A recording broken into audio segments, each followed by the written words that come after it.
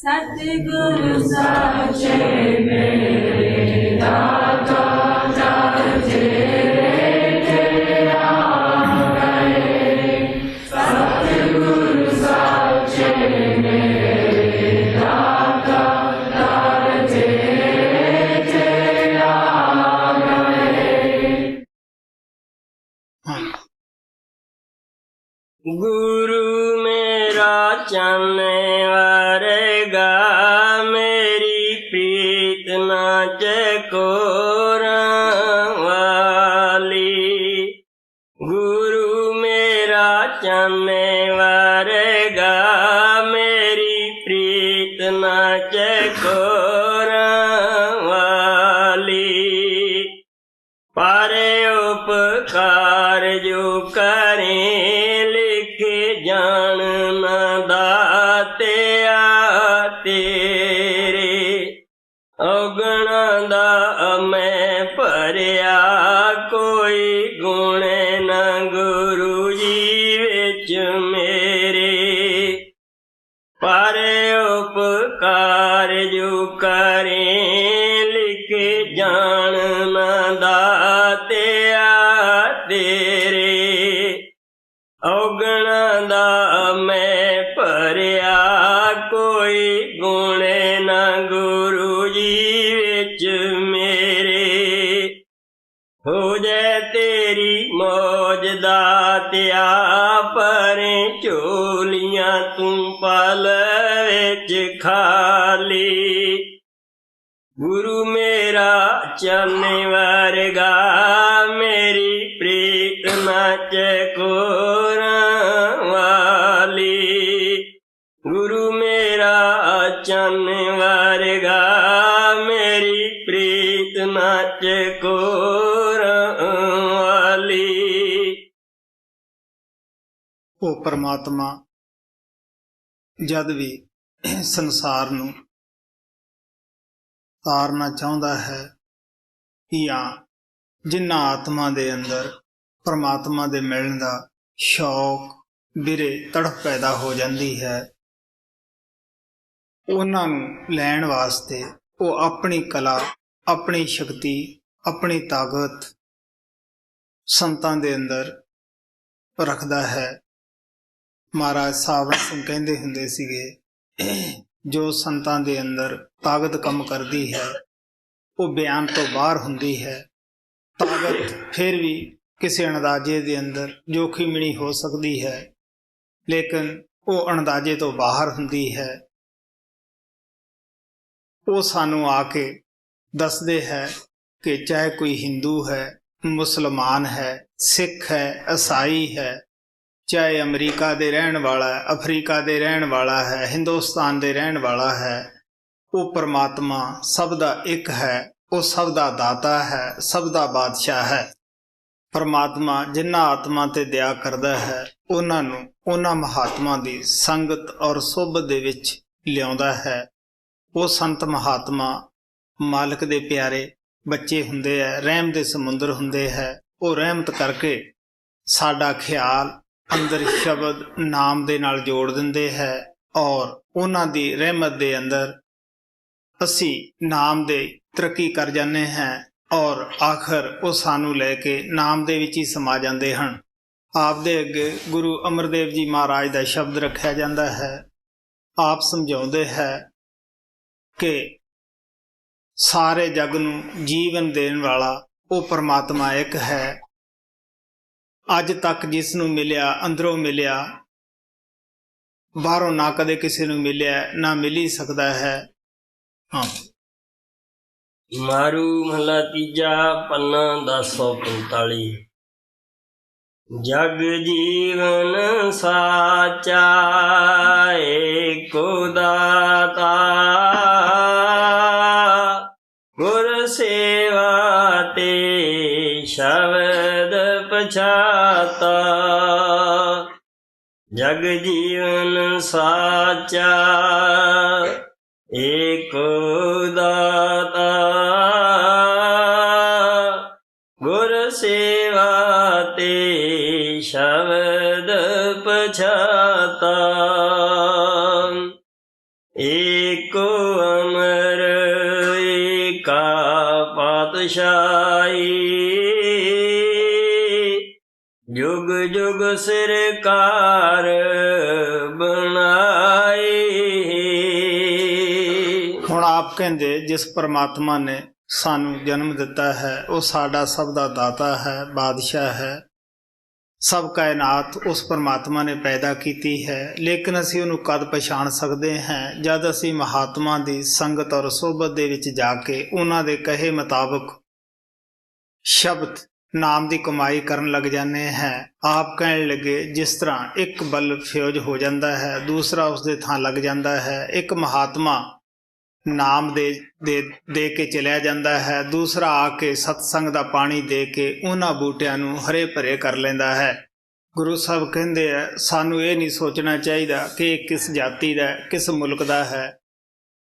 ਉਹ ਪਰਮਾਤਮਾ ਨੇ ਜਦ ਸਾਰੇ ਮੁਲਕ, ਸਾਰੇ ਇਨਸਾਨ, ਪਸ਼ੂ ਪੰਛੀ ਉਸਨੇ ਪੈਦਾ ਕੀਤੇ ਹੈ, ਉਹ ਕਿਸੇ ਨਾਲ ਦੁਆਇਤ ਨਹੀਂ ਕਰਦਾ। ਅਸੀਂ ਕਿਉਂ ਐਸੀ ਰੱਖਦੇ ਹਾਂ? ਕਬੀਰ ਸਾਹਿਬ ਕਹਿੰਦੇ ਹੈ ਜਾਤ ਨਾ पूछो साध की, पूछ लीजिए ज्ञान, ਮੁੱਲ ਕਰੋ ਤਲਵਾਰ ਕਾ, ਪੜਾ ਰਹਿਣ ਦਿਓ ਮਿਆਨ। ਮਹਾਰਾਜ ਸਾਵਣ ਸਿੰਘ ਕਹਿੰਦੇ ਹੁੰਦੇ ਸੀਗੇ ਕਿ ਅਸੀਂ ਕੋਈ ਸਾਧੂ ਦੇ ਨਾਲ ਖਾਣਾ ਨਹੀਂ ਖਾਣਾ, ਕੋਈ ਰਿਸ਼ਤਾ ਨਾਤਾ ਨਹੀਂ ਕਰਨਾ, ਅਸੀਂ ਤਾਂ ਸ਼ਬਦ ਨਾਮ ਦਾ ਭੇਦ ਲੈਣਾ ਹੈ। ਕਬੀਰ ਸਾਹਿਬ ਜਾਤੀ ਜਲਾਹਿਆਂ ਦੇ ਅੰਦਰ ਪੈਦਾ ਹੋਏ ਸੀਗੇ। ਰਾਜਪੂਤ ਰਾਜਾ ਨੇ ਆਪ ਨੂੰ ਆ ਕੇ ਗੁਰੂ ਧਾਰਨ ਕੀਤਾ। ਇਸੇ ਤਰ੍ਹਾਂ ਰਵਿਦਾਸ ਚਮਾਰਾਂ ਦੇ ਘਰ ਪੈਦਾ ਹੋਇਆ ਸੀਗਾ, ਆਪ ਨੂੰ ਵੀ ਬੜੇ ਬੜੇ ਛਤਰੀ ਰਾਜਪੂਤਾਂ ਨੇ ਆ ਕੇ ਗੁਰੂ ਧਾਰਨ ਕੀਤਾ ਸੀਗਾ। ਗੁਰੂ ਨਾਨਕ ਦੇਵ ਜੀ ਖੱਤਰੀ ਘਰਾਣੇ ਦੇ ਅੰਦਰ ਪੈਦਾ ਹੋਏ ਸੀਗੇ। ਉਹਨਾਂ ਨੇ ਇੱਕ ਛੋਟੀ ਜਾਤੀ ਵਾਲੇ ਮਰਦਾਨੇ ਮਰਾਸੀ ਨੂੰ ਨਾਲ ਲਿਆ ਸੀਗਾ। ਇੱਕ ਜੱਟ ਸੀ ਸੰਧੂ ਬਾਲਾ, ਜਿਸ ਵਾਸਤੇ ਗੁਰੂ ਨਾਨਕ ਦੀ ਲੋਕ ਆਲੋਚਨਾ ਕਰਦੇ ਸਨ ਕਿ ਇਹ ਕਰਾਈਆ ਹੈ, ਕਿਉਂਕਿ ਹਿੰਦੁਸਤਾਨ ਦੇ ਅੰਦਰ ਛੂਤ ਛਾਤ ਬਹੁਤ ਜ਼ਿਆਦਾ ਸੀ ਉਸ ਵਕਤ ਦੇ ਵਿੱਚ, ਔਰ ਸੰਤ ਕਦੇ ਵੀ ਕਿਸੇ ਦੀ ਪਰਵਾਹ ਨਹੀਂ ਕਰਦੇਗੇ। ਉਹਨਾਂ ਨੂੰ ਲੈ ਕੇ ਜਿਨ੍ਹਾਂ ਦਾ ਕਿ ਉਹਨਾਂ ਦੇ ਨਾਲ ਜਾਤੀ ਦੇ ਤੌਰ ਦੇ ਉੱਤੇ, ਦੁਨਿਆਵੀ ਤੌਰ ਦੇ ਉੱਤੇ ਕੋਈ ਮੇਲ ਨਹੀਂ ਸੀਗਾ, ਬਾਹਰ ਬੜੀਆਂ ਲੰਮੀਆਂ ਚੌੜੀਆਂ ਯਾਤਰਾ ਕਰਦੇ ਰਹੇ। ਕਿਉਂਕਿ ਸੰਤ ਮਹਾਤਮਾ ਹਰ ਜਾਤੀ ਨਾਲ ਪਿਆਰ ਕਰਦੇ ਹੈ। ਉਹ ਤਾਂ ਸਾਨੂੰ ਸਮਝਾਉਂਦੇ ਹੈ ਕਿ ਜਾਤ ਪਾਤ ਪੁੱਛੇ ਨਾ ਕੋ, ਹਰ ਕੋ ਭਜੇ ਸੋ ਹਰ ਕਾ ਹੋ। ਰਾਜਸਥਾਨ ਦੇ ਅੰਦਰ ਹਿੰਦੁਸਤਾਨ ਭਰ ਚੋਂ ਵੱਧ ਤੋਂ ਵੱਧ ਛੂਤ ਛਾਤ ਸੀਗੀ। ਮੈਂ ਪਹਿਲਾ ਇਨਸਾਨ ਹੈ ਜਿਸ ਨੇ ਉੱਥੇ ਹਰ ਜਾਤੀ ਦੇ ਆਦਮੀ ਨੂੰ ਇਕੱਠੇ ਬੈਠ ਕੇ ਖਾਣਾ ਖਾਣ ਲਾਇਆ ਸੀਗਾ। ਮੇਰੇ ਪਾਸ ਪੰਡਤ ਔਰ ਰਾਜਪੂਤ ਲੋਕ ਆਉਂਦੇ ਸਨ। ਉਹ ਕਹਿੰਦੇ ਹੁੰਦੇ ਸੀਗੇ ਕਿ ਹੋਰ ਤੁਹਾਡਾ ਸਭ ਕੁਝ ਚੰਗਾ ਹੈ, ਤੁਹਾਡੀਆਂ ਗੱਲਾਂ ਅੱਛੀਆਂ, ਤੁਹਾਡੀ ਰਹਿਣੀ ਬਹਿਣੀ ਬਹੁਤ ਅੱਛੀ ਹੈ, ਅਸੀਂ ਬਹੁਤ ਪ੍ਰਭਾਵਿਤ ਹੁੰਦੇ ਹਾਂ। ਲੇਕਿਨ ਜਦ ਤੁਸੀਂ ਸਾਰੀਆਂ ਜਾਤੀਆਂ ਨੂੰ ਇਕੱਠੇ ਕਰਕੇ ਬਿਠਾ ਦਿੰਦੇ ਹੋ ਖਾਣਾ ਖਾਣ ਵਾਸਤੇ, ਉਦੋਂ ਜਰਾ ਦਿਲ ਦੇ ਵਿੱਚ ਕੁਝ ਫਰਕ ਆਉਂਦਾ ਹੈ। ਇਸ ਵਾਸਤੇ ਗੁਰੂ ਅਮਰਦੇਵ ਜੀ ਮਹਾਰਾਜ ਕਹਿੰਦੇ ਆ ਕਿ ਉਹ ਪਰਮਾਤਮਾ ਜੁਗਾਂ ਜੁਗਾਂ ਤੋਂ ਸੰਤਾਂ ਮਹਾਤਮਾ ਦੇ ਅੰਦਰ ਬੈਠ ਕੇ ਆਪਣਾ ਕੰਮ ਕਰਦਾ ਆਇਆ ਹੈ। ਉਸ ਪਰਮਾਤਮਾ ਨੇ ਕੋਈ ਜਾਤੀ ਨਹੀਂ ਬਣਾਈ, ਕੋਈ ਉਸਨੇ ਵੰਡ ਨਹੀਂ ਪਾਈ, ਕੋਈ ਕਿਸੇ ਦੇ ਲੇਵਲ ਨਹੀਂ ਲਾਇਆਗਾ। ਇਹ ਜਿੰਨੇ ਫਿਰਕੇ ਬਣਾਏ ਹੈ ਮਨ ਨੇ ਬਣਾਏ ਹੈ, ਜਿੰਨੀਆਂ ਸਮਾਜਾਂ ਬਣਾਈਆਂ ਹੈ ਮਨ ਨੇ ਬਣਾਈਆਂ ਹੈ। ਆਪ ਹੀ ਇਹਨਾਂ ਦੀ ਸ਼ਰਨ ਲੈ ਕੇ ਪਰਮਾਤਮਾ ਤੋਂ ਦੂਰ ਹੋ ਗਏ ਹੈ। ਏਕੋ ਅਮਰ ਏਕਾ ਪਾਤਸ਼ਾਹੀ, ਜੁਗ ਜੁਗ ਸਰਕਾਰ ਬਣਾਈ। ਹੁਣ ਆਪ ਕਹਿੰਦੇ ਹੋ ਪਰਮਾਤਮਾ ਇੱਕ ਹੈ, ਉਹ ਸਦਾ ਸਲਾਮਤ ਹੈ, ਉਹਦੀ ਪਾਤਸ਼ਾਹੀ ਬਦਲਦੀ ਨਹੀਂ। ਸੰਤਾਂ ਮਹਾਤਮਾ ਨੂੰ ਮੈਂ ਰਾਤੀ ਦੱਸਿਆ ਸੀ ਕਿ ਬੈਸਰਾਏ ਦੀ ਤਰ੍ਹਾਂ ਇੱਥੇ ਭੇਜਦਾ ਹੈ ਔਰ ਟਾਈਮ ਦੇ ਮੁਤਾਬਕ ਭੇਜਦਾ ਹੈ। ਕਦੇ ਕਿਸੇ ਮਹਾਤਮਾ ਦਾ ਰੂਪ ਧਾਰਦਾ ਹੈ, ਕਦੇ ਕਿਸੇ ਮਹਾਤਮਾ ਦਾ ਰੂਪ ਧਾਰਦਾ ਹੈ। ਏਕੋ ਅਮਰ ਏਕਾ ਪਾਤਸ਼ਾਹੀ, ਜੁਗ ਜੁਗ ਸਰਕਾਰ ਬਣਾਈ। ਸੋ ਜਨ ਨਿਰਮਲ ਜਿਨ ਆਪ ਪਛਾਤਾ, ਆਪੇ ਆਏ ਮਿਲਿਆ ਸੁਖ ਦਾਤਾ। ਆਪ ਕਹਿਣ लगे कौन निर्मल है, कौन प्योर है, जिन्हें अपने आप की पछाण कर ली है। आप कहन लगे अपने आप की असी उदों पछाण करते हैं जो अपनी आत्मा के उत्तों अस्थूल सूक्ष्म कारण तिन्ने पड़दे ला के 10वें द्वार दे विच पहुँच जाने हैं। उत्थे जाके अपने आप की पता लगता है कि मैं कौन हाँ। आप कहन लगे फिर वो परमात्मा जिहड़ा है खुद ही सानू आके मिल लैंदा है जदों असी अपने आप नू प्योर और पवित्र कर लेने हैं। परम पिता कृपाल कहंदे हुंदे सीगे कि परमात्मा दा मिलना औखा नहीं, इंसान दा बनना औखा है। सावण ने बेशक कितना ही परमात्मा की खोज की, संतां की खोज की, लेकिन बाबा जैमल सिंह ने खुद उन्होंने जाके भाड़िया सीगा। इसे तरह परम पिता कृपाल दी सावण ने खुद चोण की। उन्हां दे बाहरी मिलाप तो पहला ही 7 साल उन्होंने अंदर दर्शन देण लग गए सन। इसे तरह ये गरीब अजैब ने भी कदे कृपाल नू सुनिया तक भी नहीं सीगा, क्योंकि मैं तो जमीन दे अंदर बैठ के अभ्यास कर रहा सीगा और उस परमात्मा की याद विच बैठा सीगा। खुद एक कृपाल ने आप ही चोण की सी, आप ही आके दया दा मींह बरसाया और इस तपदी आत्मा नू उठारिया। इसे वास्ते गुरु अमरदेव जी महाराज कहते हैं उही प्योर है, उही पवित्र है जिहड़ा अपने आप नू पछाण लैंदा है। फिर सानू उहदी खोज करन दी लोड़ नहीं, वो परमात्मा खुद ही महात्मा का रूप धार के साडे कोले आ जाता है। कबीर साहब कहते हैं हमरो भरता वड्डो विवेकी आपे संत कहावै। कहन लगे वो परमात्मा विवेकवान है, वो आप ही संत रूप धार के साडी आशा पूरी करने वास्ते आउंदा है। सो जन निर्मल जिन आप पछाता,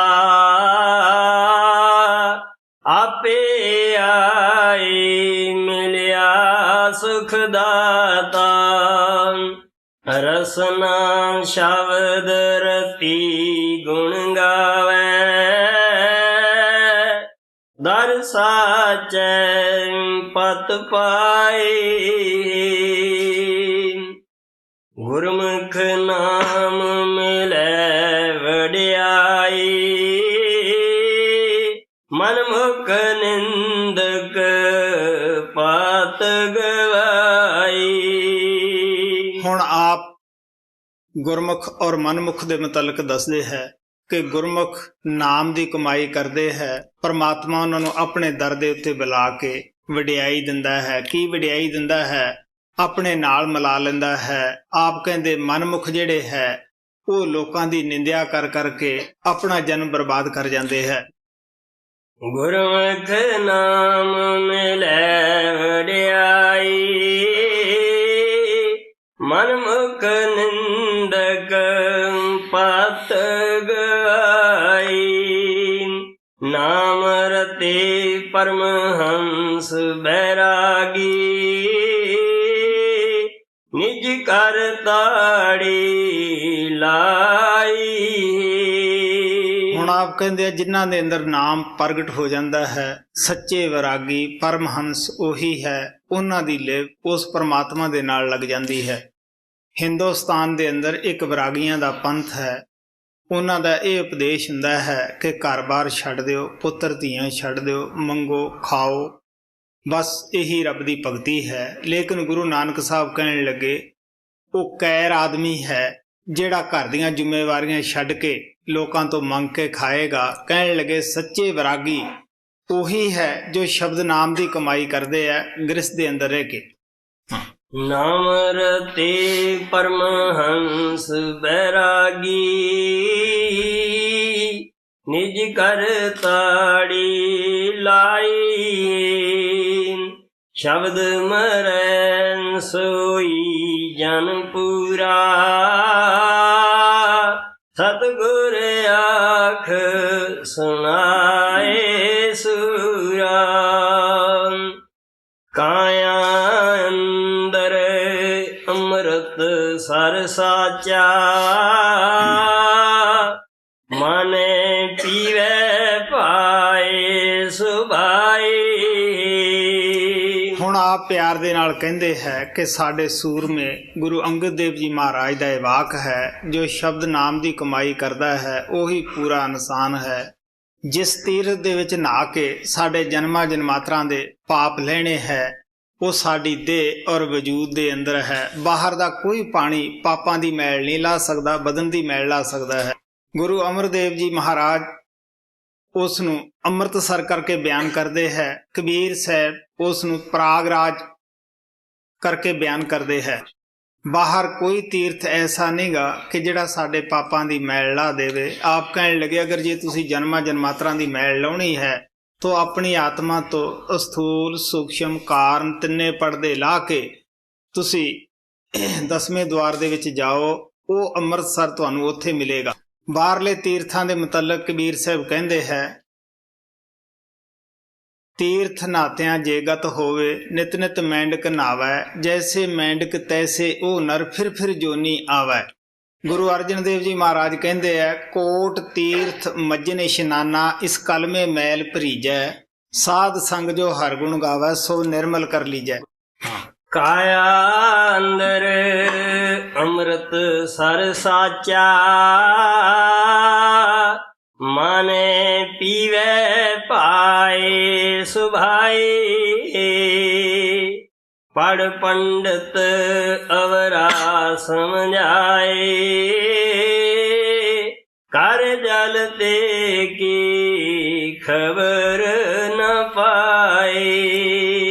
ਸੰਤਾਂ ਮਹਾਤਮਾ ਮਾਲਕ ਦੇ ਪਿਆਰਿਆਂ ਨੇ ਧਰਮ ਗ੍ਰੰਥ ਇਸ ਵਾਸਤੇ ਰਚੇ ਸਨ ਕਿ ਦੁਨੀਆ ਨੂੰ ਇਹ ਪਤਾ ਲੱਗੇ, ਜੀਵਾਂ ਨੂੰ, ਕਿ ਇਹਨਾਂ ਦੇ ਅੰਦਰ ਕੀ ਲਿਖਿਆ ਹੈ, ਸਾਡੇ ਔਰ ਪ੍ਰਮਾਤਮਾ ਦੇ ਦਰਮਿਆਨ ਕੀ ਰੁਕਾਵਟ ਹੈ, ਕਿਹਦੀ ਮਦਦ ਦੇ ਨਾਲ ਇਸ ਰੁਕਾਵਟ ਨੂੰ ਦੂਰ ਕੀਤਾ ਜਾਂਦਾ ਹੈ, ਇਨਸਾਨੀ ਜਾਮੇ ਦੇ ਕੀ ਫਾਇਦੇ ਹੈ ਔਰ ਪ੍ਰਮਾਤਮਾ ਦੀ ਭਗਤੀ ਦੇ ਕੀ ਫਾਇਦੇ ਹੈ, ਨਾਮਦਾਨ ਪ੍ਰਾਪਤ ਕਰਨ ਦੇ ਕੀ ਫਾਇਦੇ ਹਨ।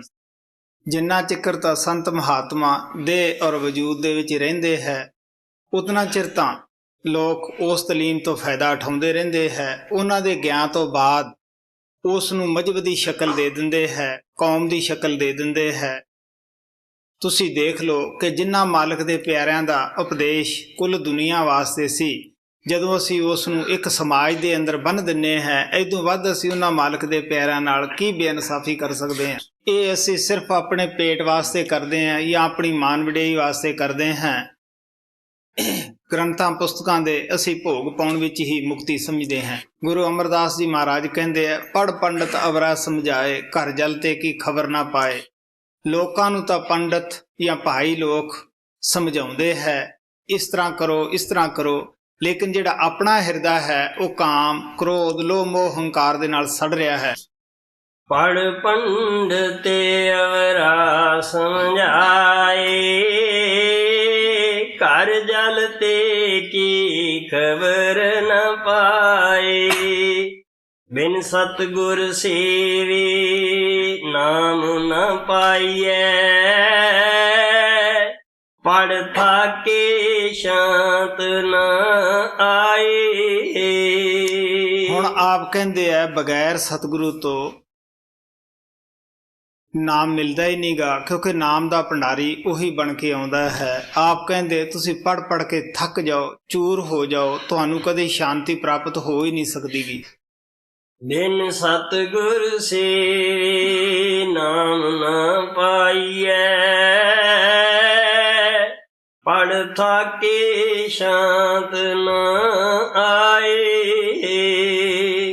ਇੱਕ ਭਸਮ ਲਗਾਏ ਫਿਰੈ ਭੀਖ ਧਾਰੀ, ਬਿਨ ਸ਼ਬਦ ਹੋਮੈ ਕਿਨ ਮਾਰੀ। ਹਿੰਦੁਸਤਾਨ ਦੇ ਅੰਦਰ ਇੱਕ ਐਸਾ ਪੰਥ ਵੀ ਹੈ ਕਿ ਜਿਹੜੇ ਭਬੂਤੀ ਪਿਆ ਸੁਆਹ ਪਿੰਡੇ ਨੂੰ ਮਲਦੇ ਹੈ।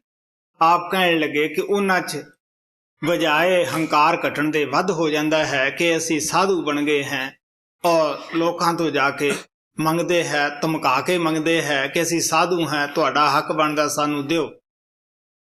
ਇੱਕ ਭਸਮ ਲਗਾਏ ਫਿਰੈ ਭੀਖ ਧਾਰੀ, ਬਿਨ ਸ਼ਬਦ ਹੋਮੈ ਕਿਨ ਮਾਰੀ। ਅਨ ਦਿਨ ਜਲਤ ਰਹਿ ਦਿਨ ਰਾਤੀ, ਪਰਮ ਭੀਖ ਪਰਮਾਏ। ਆਪ ਕਹਿੰਦੇ ਜਿੰਨੇ ਭੇਖ ਹਨ, ਜਿੰਨੇ ਸਮਾਜ ਹਨ, ਸਭ ਭਰਮ ਦੇ ਵਿੱਚ ਹਨ।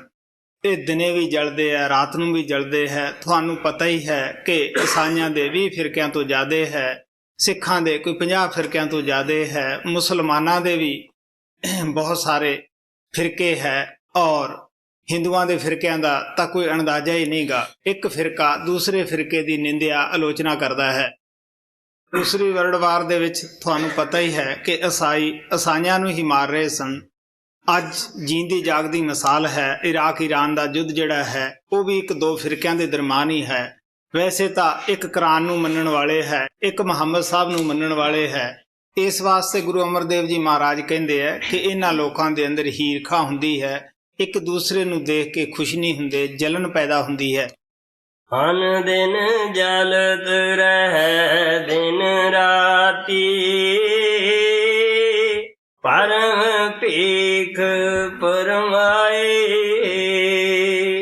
ਇੱਕ ਗੈ ਕੁਟੰਬ ਮੈਂ ਸਦਾ ਉਦਾਸੀ, ਸ਼ਬਦ ਮੋਏ ਹਰਿ ਨਾਮ ਨਿਵਾਸੀ। ਹੁਣ ਆਪ ਕਹਿੰਦੇ ਹੈ ਕਿ ਇੱਕ ਤਾਂ ਉਹ ਹੈ ਕਿ ਜਿਹੜੇ ਘਰ-ਬਾਰ ਨੂੰ ਛੱਡ ਕੇ, ਘਰ ਦੀਆਂ ਜ਼ਿੰਮੇਵਾਰੀਆਂ ਨੂੰ ਛੱਡ ਕੇ ਬਾਹਰੋਂ ਮੰਗਿਆ, ਖਾਧਾ, ਸਾਰੀ ਜ਼ਿੰਦਗੀ ਲੋਕਾਂ ਦਾ ਖਾਧਾ, ਔਰ ਆਖਰ ਉਹਨਾਂ ਦਾ ਦੇਣ ਵਾਸਤੇ ਫੇਰ ਆਉਣਾ ਪਿਆ ਸੰਸਾਰ ਦੇ ਵਿੱਚ। ਮਹਾਰਾਜ ਸਾਵਣ ਸਿੰਘ ਕਹਿੰਦੇ ਹੁੰਦੇ ਸੀਗੇ ਕਿ ਤੁਸੀਂ ਜਿਹਦਾ ਖਾਓਗੇ ਤੁਹਾਨੂੰ ਦੇਣਾ ਪਏਗਾ, ਚਾਹੇ ਊਂਠ ਬਣ ਕੇ ਉਹਦਾ ਬੋਝਾ ਲਾਓ, ਚਾਹੇ ਇਨਸਾਨ ਬਣ ਕੇ ਤੁਸੀਂ ਬੋਝਾ ਲਾਓ। ਦੂਸਰੇ ਪਾਸੇ ਇੱਕ ਗ੍ਰਸਥ ਦੇ ਅੰਦਰ ਰਹਿ ਕੇ ਆਪਣੇ ਘਰ ਦੀਆਂ ਜ਼ਿੰਮੇਵਾਰੀਆਂ ਪੂਰੀਆਂ ਕਰਦੇ ਹੋਏ ਸ਼ਬਦ ਨਾਮ ਦੀ ਕਮਾਈ ਕਰਦੇ ਹੈ, ਔਰ ਘਰ ਦੇ ਵਿੱਚ ਹੀ ਉਹ ਮੁਕਤੀ ਪ੍ਰਾਪਤ ਕਰ ਲੈਂਦੇ ਹੈ। ਗੁਰੂ ਨਾਨਕ ਸਾਹਿਬ ਕਹਿੰਦੇ ਹੈ ਕਿ ਸਤਿਗੁਰ ਪੂਰਾ ਭੇਟੀਏ, ਪੂਰੀ ਹੋਵੇ ਜੁਗਤ, ਹਸੰਦਿਆਂ ਖਲੇਂਦਿਆਂ ਵਿੱਚੇ ਹੋਵੇ ਮੁਕਤ। ਇੱਕ ਗੈ ਕੁਟੰਬ ਮੈਂ ਸਦਾ ਉਦਾਸੀ, ਸ਼ਬਦ ਹੋਈ ਹਰਿ ਨਾਮ ਨਿਵਾਸੀ।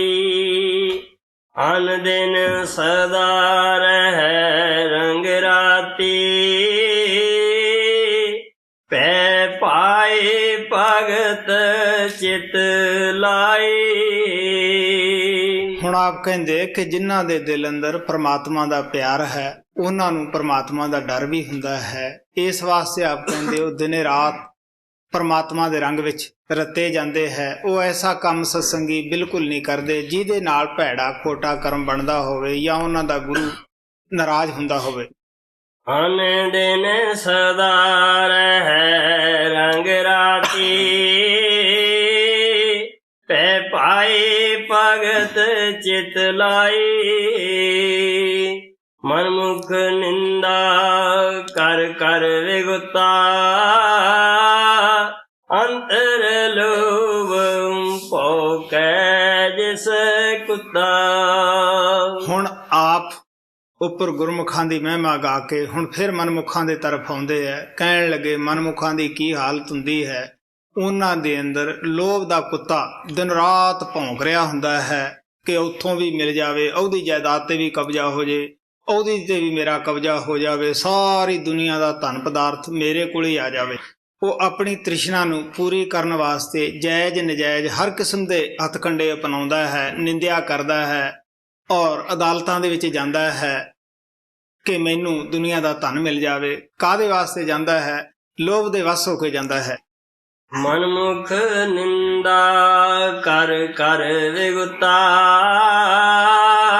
ਅੰਤਰ ਲੋਭ ਭੋਕੈ ਜਿਸ ਕੁੱਤਾ।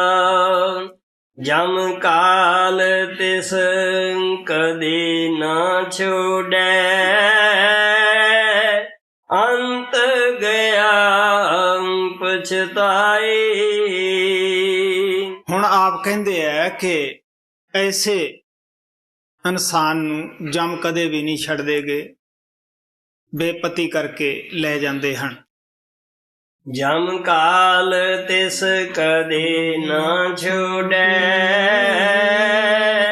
ਅੰਤ ਗਿਆ ਪਛਤਾਈ। ਸੱਚੇ ਸ਼ਬਦ ਸੱਚੀ ਪਤ ਹੋਈ, ਬਿਨ ਨਾਵੇ ਮੁਕਤ ਨ ਪਾਵੇ ਕੋਈ। ਆਪ ਕਹਿੰਦੇ ਸੱਚੇ ਨਾਮ ਦੀ ਕਮਾਈ ਨਾਲ ਸਾਨੂੰ ਸੱਚੀ ਇੱਜ਼ਤ ਮਿਲ ਜਾਂਦੀ ਹੈ। ਨਾਮ ਤੋਂ ਬਗੈਰ ਮੁਕਤੀ ਨਹੀਂ, ਗੁਰੂ ਤੋਂ ਬਗੈਰ ਨਾਮ ਨਹੀਂ ਮਿਲਦਾਗਾ। ਸੱਚੇ ਸ਼ਬਦ ਸੱਚੀ ਪਤ ਹੋਈ,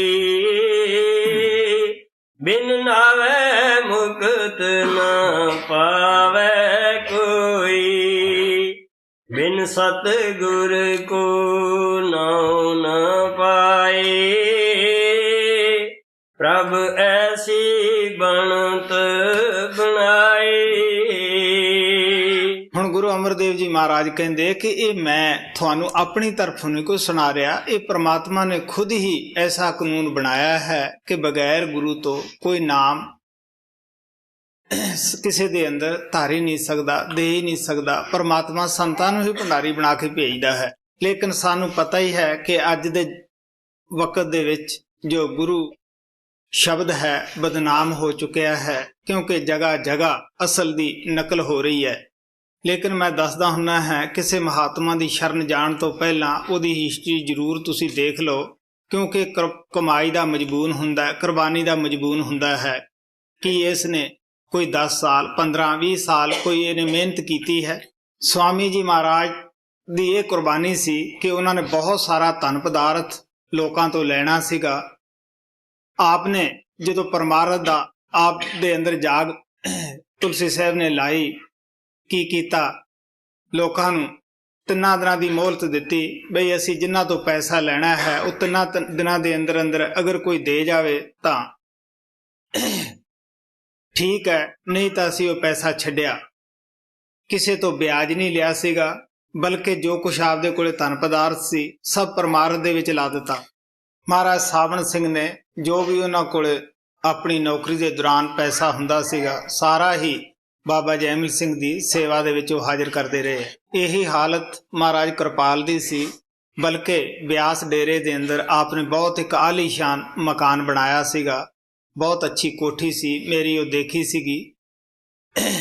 ਆਪ ਦਾ ਜਦੋਂ ਗੁਰੂਦੇਵ ਉੱਥੋਂ ਸੰਸਾਰੀ ਯਾਤਰਾ ਪੂਰੀ ਕਰਕੇ ਚਲਿਆ ਗਿਆ ਤਾਂ ਆਪ ਨੇ ਉੱਥੇ ਕੋਈ ਝਗੜਾ ਨਹੀਂ ਖੜਾ ਕੀਤਾ, ਕੋਈ ਲੋਭ ਲਾਲਚ ਨਹੀਂ ਦਿਖਾਇਆ, ਬਲਕਿ ਉੱਥੇ ਕੋਠੀ ਮੁਫਤ ਛੱਡ ਕੇ ਆਪ ਚਲੇ ਆਏ ਸਨ, ਰਿਸ਼ੀਕੇਸ਼ ਦੇ ਜੰਗਲਾਂ ਵਿੱਚ ਚਲੇ ਗਏ ਸਨ। ਇਸੇ ਤਰ੍ਹਾਂ ਬਾਬਾ ਬਿਸ਼ਨ ਦਾਸ ਨੇ ਮੇਰੀ ਪਵਿੱਤਰ ਕਮਾਈ ਦੇ ਨਾਲ ਇੱਕ ਕਾਫੀ ਬੜਾ ਆਸ਼ਰਮ ਬਣਾਇਆ ਸੀਗਾ। ਲੇਕਿਨ ਆਪ ਆਖਰੀ ਵਕਤ ਇਹ ਕਹਿ ਗਏ ਕਿ ਬਈ ਦੇਖ, ਪਰਮਾਰਥ ਵਾਸਤੇ ਤੂੰ ਆਇਆ ਹੈ, ਇਸ ਡੇਰੇ ਵਾਸਤੇ ਨਹੀਂ, ਇਹ ਤੇਰੀ ਕਮਾਈ ਸੁਫਲ ਕਰਨੀ ਸੀ, ਕਰ ਦਿੱਤੀ ਹੈ, ਇਹਦੀ ਤਰਫ ਕੋਈ ਝਗੜਾ ਨਹੀਂ ਖੜਾ ਕਰਨਾ। ਹਾਲਾਂਕਿ ਬਾਬਾ ਬਿਸ਼ਨ ਦਾਸ ਦਾ ਕੋਈ ਹੋਰ ਚੇਲਾ ਨਹੀਂ ਸੀ, ਕਿਸੇ ਦਾ ਉਸ ਤੇ ਹੱਕ ਨਹੀਂ ਸੀਗਾ। ਉਸ ਗਾਂਵ ਵਾਲੇ ਮੇਰੇ ਕੋਲੇ ਖੁਦ ਆਏ ਬਾਬਾ ਜੀ ਦੇ ਝੋਲਾ ਛੱਡਣ ਤੋਂ ਬਾਅਦ ਵੀ ਤੁਸੀਂ ਉਹ ਸਾਂਭੋ। ਮੈਂ ਆਖਿਆ ਬਾਬਾ ਜੀ ਦਾ ਹੁਕਮ ਨਹੀਂ। ਆਖਰ ਉਹ ਕਹਿਣ ਲੱਗੇ ਕਿ ਤੁਸੀਂ ਆਪਣੀ ਤਰਫੋਂ ਜਿਸ ਨੂੰ ਮਰਜ਼ੀ ਹੈ ਦਿਓ। ਮੈਂ ਕਿਹਾ ਨਹੀਂ, ਮੇਰੇ ਵਾਸਤੇ ਇਹ ਵੀ ਹੁਕਮ ਨਹੀਂਗਾ। ਮੈਂ ਕੀ ਆਪਣੇ ਪਰਮ ਪਿਤਾ ਕਿਰਪਾਲ ਦੀ ਮਹਿਮਾ ਬਿਆਨ ਕਰਾਂ, ਉਹਦੀ ਮਹਿਮਾ ਬਿਆਨ ਵਿੱਚ ਨਹੀਂ ਆ ਸਕਦੀਗੀ। 1 ਮਰਬਾ 5 ਲੱਖ ਰੁਪਏ ਦਾ ਅੱਜ ਉੱਥੇ ਸਾਡੇ ਇਲਾਕੇ ਦੇ ਵਿੱਚ ਵਿਕਦਾ ਹੈ। ਮੇਰੇ 2 ਮਰਬੇ ਜ਼ਮੀਨ ਦੇ ਸਨ ਔਰ ਕਮ ਸੇ ਕਮ 5-6 ਲੱਖ ਦਾ ਉਹ ਘਰ ਸੀਗਾ। ਉਹਨੇ ਮਿਹਰ ਦੀ ਨਜ਼ਰ ਕਰਕੇ ਛਡਾ ਦਿੱਤਾ। ਲੇਕਿਨ ਮੈਂ ਜਿਹੜੀ ਸਿਰ ਦੀ ਪੱਗ ਸੀ ਉਹ ਵੀ ਉੱਥੇ ਪਈ ਸੀਗੀ। ਕਹਿਣ ਲੱਗੇ ਇਹ ਵੀ ਇੱਥੇ ਪਈ ਰਹਿਣ ਦੇ, ਮੇਰੇ ਖੜੇ ਤੋਂ ਇੱਥੋਂ ਚਲਿਆ ਜਾ। ਆਪਦੀ ਦਇਆ ਕਰਕੇ ਹੀ ਉੱਥੇ ਡੰਗਰ ਲੋਕਾਂ ਨੂੰ ਵੰਡੇ ਉਸਨੇ। ਇਹ ਉਹਦੀ ਦਇਆ ਸੀ। ਉਹਨੇ ਆਪ ਦਾ ਤਾਂ ਲੋਭ ਛੱਡਣਾ ਸੀ, ਉਹ ਆਪਦੇ ਬੱਚਿਆਂ ਦਾ ਵੀ ਛਡਾ ਗਿਆ। ਅਸੀਂ ਤਾਂ ਲੋਭ ਨੂੰ ਪੂਰਾ ਕਰਨ ਦੀ ਖਾਤਰ ਅਦਾਲਤਾਂ ਜਾ ਚੜ੍ਹਦੇ ਹਾਂ। ਤੁਸੀਂ ਖੁਦ ਹੀ ਸੋਚ ਕੇ ਦੇਖ ਲਓ, ਇਹ ਕੁਰਬਾਨੀ ਦਾ ਮਜਬੂਨ ਹੈ, ਇਹ ਲੋਭ ਦਾ ਮਜਬੂਨ ਨਹੀਂ। ਉਹੀ ਆਦਮੀ ਕਾਮਯਾਬ ਹੋ ਸਕਦਾ ਗੁਰੂ ਮਤ ਦੇ ਅੰਦਰ ਜੋ ਆਪਣੇ ਗੁਰੂ ਦਾ ਕਿਹਾ ਮੰਨੇ ਔਰ ਆਪਣਾ ਆਪ ਗੁਰੂ ਦੇ ਉੱਤੇ ਕੁਰਬਾਨ ਕਰ ਦੇਵੇ। ਬਿਨ ਸਤਿਗੁਰ ਕੋ ਨਾਉ ਨ ਪਾਈ, ਪ੍ਰਭ ਐਸੀ ਬਣਤ ਬਣਾਈ। ਇਕ ਸਿੱਧ ਸਾਧਕ ਬਹੁਤ ਵਿਚਾਰੀ, ਇੱਕ ਅਹਨਸ ਨਾਮ ਰਤੇ ਨਿਰੰਕਾਰੀ। ਹੁਣ ਆਪ ਕਹਿੰਦੇ ਸੰਸਾਰ ਵਿੱਚ ਕੋਈ ਰਿੱਧੀ ਸਿੱਧੀ ਦੇ ਵਿੱਚ ਲੱਗਿਆ ਹੋਇਆ ਹੈ, ਕੋਈ ਨਾਮ ਦੇ ਵਿੱਚ ਰਤਿਆ ਹੋਇਆ ਹੈ। ਇੱਕ ਸਿੱਧ ਸਾਧਕ ਬਹੁਤ ਵਿਚਾਰੀ, ਇੱਕ ਐਨਸ ਨਾਮ ਰਤੇ ਨਿਰੰਕਾਰੀ। ਜਿਸ ਨੂੰ ਆਪ ਮਿਲਾਏ ਸੋ ਬੂਝੈ,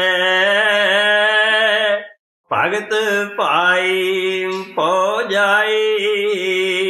ਇਹ ਸਭ ਕੁਝ ਉਸ ਪ੍ਰਮਾਤਮਾ ਨੇ ਆਪ ਦੇ ਹੱਥ ਵਿੱਚ ਰੱਖਿਆ ਹੈ। ਕਿਹਨੂੰ ਆਪਣੇ ਨਾਲ ਮਿਲਾਉਣਾ ਹੈ, ਕਿਹਨੂੰ ਅਜੇ ਰਿੱਧੀਆਂ ਸਿੱਧੀਆਂ ਦੇ ਵਿੱਚ ਫਸਾਉਣਾ ਹੈ। ਮਹਾਰਾਜ ਸਾਵਣ ਸਿੰਘ ਕਹਿੰਦੇ ਹੁੰਦੇ ਸੀਗੇ ਕਿ ਨੇਕ ਆਦਮੀ ਅਗਰ ਕਿਸੇ ਭੈੜੇ ਆਦਮੀ ਦੀ ਕਮਾਈ ਖਾਏ ਉਸ ਨੂੰ ਕੌਣ ਨੇਕ ਕਹਿ ਸਕਦਾ ਹੈ। ਉਹ ਕਹਿੰਦੇ ਹੁੰਦੇ ਸੀ ਰਿੱਧੀਆਂ ਸਿੱਧੀਆਂ ਬਾਜ਼ਾਰ ਦੀਆਂ ਵੇਸਵਾ ਹਨ। ਸੰਤ ਨਾ ਤਾਂ ਆਪ ਹੀ ਇਹਨਾਂ ਤੋਂ ਕੰਮ ਲੈਂਦੇ ਆ, ਨਾ ਆਪਣੇ ਸੇਵਕਾਂ ਨੂੰ ਹੀ ਇਹਨਾਂ ਤੋਂ ਕੰਮ ਲੈਣ ਦਿੰਦੇ ਹੈ। ਉਹਨਾਂ ਨੂੰ ਵੀ ਕਹਿੰਦੇ ਹੈ ਕਿ ਬਈ ਮਾਲਕ ਦੇ ਭਾਣੇ ਵਿੱਚ ਰਹੋ। ਜਿਸ ਨੂੰ ਆਪ ਮਿਲਾਏ ਸੋ ਬੂਝੈ, ਭਗਤ ਪਾਈ ਪਹੁ ਜਾਏ। ਇਸ਼ਨਾਨ ਦਾਨ ਕਰੈ ਨਹੀਂ ਬੂਝੈ, ਇੱਕ ਮਨੁਆ ਮਾਰ ਮਨੈ ਸਿਉ ਲੂਝੈ। ਸਾਚੈ ਸ਼ਬਦ ਰਤੇ ਇਕ ਰੰਗੀ, ਸਾਚੈ ਸ਼ਬਦ ਮਿਲਾਈ। ਆਪੇ ਸਿਰਜੀ ਦੇ ਵਡਿਆਈ, ਆਪੇ ਪਾਣੈ ਦੇ ਮਿਲਾਈ। ਆਪੇ ਨਦਰ ਕਰੀ ਮਨ ਵਸਿਆ, ਮੇਰੇ ਪ੍ਰਭ ਓਂ ਫੁਰਮਾਈ। ਸਤਿਗੁਰ ਸਿਵਹਿ ਸੇ ਜਨ ਸਾਚੀ, ਮਨਮੁਖ ਸੀਵ ਨ ਜਾਣਨ ਕਾਚੀ। ਆਪੇ ਕਰਤਾ ਕਰ ਕਰ ਈਖੈ, ਜਿਉ ਪਾਵੈ ਤਿਉ ਲਾਈ। ਜੁਗ ਜੁਗ ਸਾਚਾ ਏਕੋ ਦਾਤਾ, ਪੂਰੇ ਭਾਗ ਗੁਰ ਸ਼ਬਦ ਪਛਾਤਾ। ਸ਼ਬਦ ਮਿਲੇ ਸੇ ਵਿਛੜੇ ਨਾਹੀ, ਨਦਰੀ ਸਹਿਜ ਮਿਲਾਈ। ਹੋਮੈ ਮਾਇਆ ਮੈਲ ਕਮਾਇਆ, ਮਰ ਮਰ ਜੰਮਹਿ ਦੂਜਾ ਪਾਇਆ। ਬਿਨ ਸਤਿਗੁਰੂ ਸੇਵੀ ਮੁਕਤ ਨਾ ਹੋਈ, ਮਨ ਦੇਖੋ ਲਿਵ ਲਾਈ। ਜੋ ਤਿਸ ਭਾਵੈ ਸੋਈ ਕਰਸੀ, ਆਪੋ ਨਾ ਕਿਛ ਹੋਸੀ। ਨਾਨਕ ਨਾਮ ਮਿਲੈ ਵਡਿਆਈ, ਦਰ ਸਾਚੈ ਪਤ ਪਾਈ। ਨਾਨਕ ਨਾਮ ਮਿਲੈ ਵਡਿਆਈ, ਦਰ ਸਾਚੈ ਪਤ ਪਾਈ।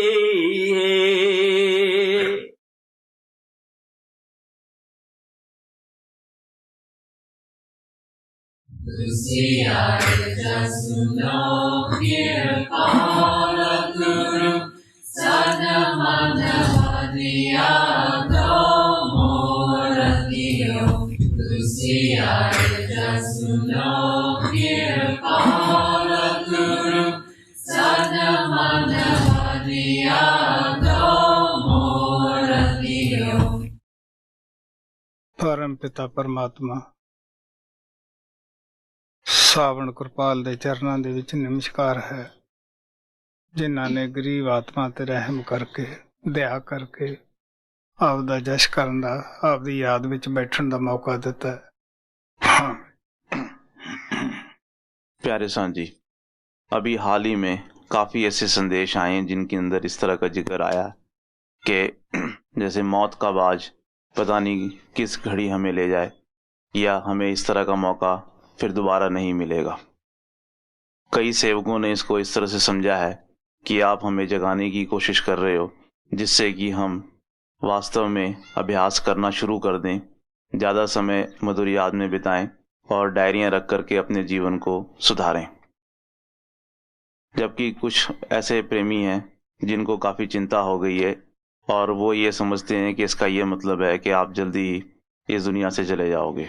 उन्होंने इस चीज़ को बाहर दुनिया में लोगों को बताया है और उसके बाद में अफवाहें पूरी दुनिया भर में फैलनी शुरू हो गई हैं। इसके अलावा कुछ और भी लोग हैं जो इस तरह की बात करते हैं कि हम लोग जो सेवक हैं किस तरह से करें, क्या करें जिससे कि आपका जो दुख है, आपकी जो तकलीफ़ है, उसको हम अपने ऊपर ले लें, जिससे कि आप उस तकलीफ़ से मुक्त हो जाएं। तो क्या आप दया करके हमें बताएंगे कि इन बातों के प्रति सही तरीके से प्यार भरा, आदर भरा और मदद करता हुआ किस तरह का व्यवहार होना चाहिए, हमें किस तरह से इस बात को समझना चाहिए? हाँ भाई, बड़ा अच्छा सवाल है। सच तो यह है कि जिस भावना च सब संतां ने बोलिया है, अखां अगे रख के मैं उही भावना जाहिर करदा। मैं प्यारे बच्चों कोई नवीं गल तुहानूं दस्सण वास्ते नहीं आया। तुहानूं पता है गुरु तेग बहादुर ने कहा असी बाल हैं, एक बारी बाल अवस्था चली जाती है, जवानी आ जाती है कि जवानी दे विच असी फिर अगर सोच गए कि असी बाल बन जाइए, सिर्फ सोचना ही है, बन नहीं सकते। इसे तरह जे असी कहिए जवान ही रवांगे, जवान नहीं रह सकते, आखिर बुढ़ेपा भी आउंदा है। गुरु तेग बहादुर ने कहा है बाल जवानी और बिरध फुन तीन अवस्था जान, इनमें कोई साचो नहीं नानक साची मान। गुरु तेग बहादुर ने कहा है कि ब्रह्म का अवतार राम सी, वो नहीं रहा। रावण ने बड़ी सेंस अंदर तरक्की करी सी, वो नहीं रहा। जिहदा बहुत बड़ा परिवार वेदां शास्त्रां दे अंदर जिक्र किया है। तो गुरु तेग बहादुर कहते कि ये सुपने जिवें रात नूं सुपना आया तो सच प्रतीत हुंदा है, पर जदों अख खुलदी है उदों कुछ भी नहीं हुंदागा। इस संसार दे विच जीवना भी एक सुपन समान ही है। राम गयो रावण गयो जाको बहु परिवार, कहो नानक थिर कछ नहीं सुपने ज्यों संसार। गुरु अर्जन देव ने कहा है कि असी मूर्ख हैं, असी इस सुपने दे नाल जिहड़ा एक छलावा है इहदे नाल मन लाया है। जो भी असी कम सारी जिंदगी करते हैं ये अपूर्ण है, पूर्ण नहीं। पूर्ण कम परमात्मा दे नाल मिलाप करना है, उहनूं असीं भुल जाने आ। इस छलावे नाल मन लाया होया है। कबीर साहब कहंदे आ डाल ना पत्ता टुट जाता है, पौण उड़ा के ले जाती है, मुड़ के उस डाली दे नाल नहीं लगदागा। गुरु नानक देव जी महाराज कोई जनाजा ले जाते सी, उहनूं देख के सानू जगाउंदे है जागो जागो सुत्यो चलिया बनजारा, आ देखो जा रहा है, तुसी जागो। यख ने युधिष्ठिर ने यख नूं पुछया सीगा कि दुनिया दे विच सब तो विचित्र चीज़ किहड़ी है, अद्भुत किहड़ी है। वो कहण लग्या कि असी अखां नाल लोकां नूं तुरे जांदिआं नूं, संसार छड्डी जांदिआं नूं देखदे हैं, खुद भी उहनां नूं शमशान भूमि दे विच मोढा ला के पहुंचाया उहने है। लेकिन असी ये वक्त नूं भुल जाने हैं कि शायद सानू मौत नहीं आएगी, असी लोकां नूं कंधिआं ते चक के छड्ड के आवांगे, शायद असी इस दुनिया दे विच सदा रहांगे।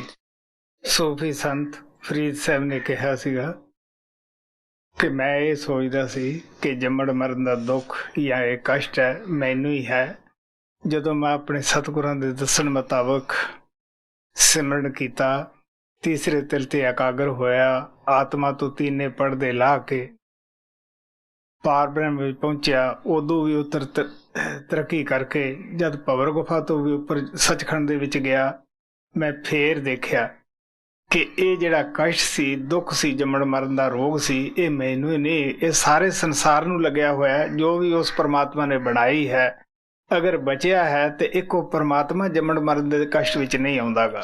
ਫਰੀਦ ਸਾਹਿਬ ਕਹਿੰਦੇ, ਮੈਂ ਜਾਣਿਆ ਦੁੱਖ ਮੁਝ ਕੋ, ਦੁੱਖ ਸਵਾਇਆ ਜਗ, ਉੱਚੇ ਚੜ ਕੇ ਦੇਖਿਆ ਤੇ ਘਰ ਘਰ ਇਹੋ ਅੱਗ।